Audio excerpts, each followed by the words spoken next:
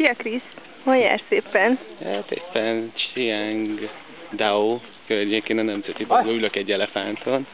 Mutasd, mi van a kezedbe. Pár kiló banán. Csak hogy ne dobjon le. És itt van a kis barátunk, akinek oda fogjuk adni. Itt is megy egy előttünk. Elég rázós a helyzet.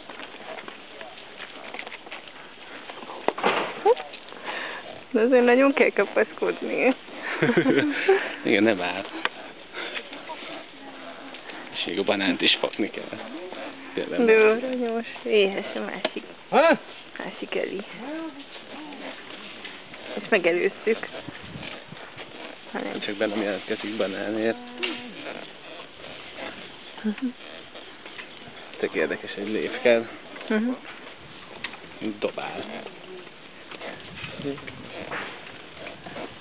Jött mellénk? Igen. És állítom.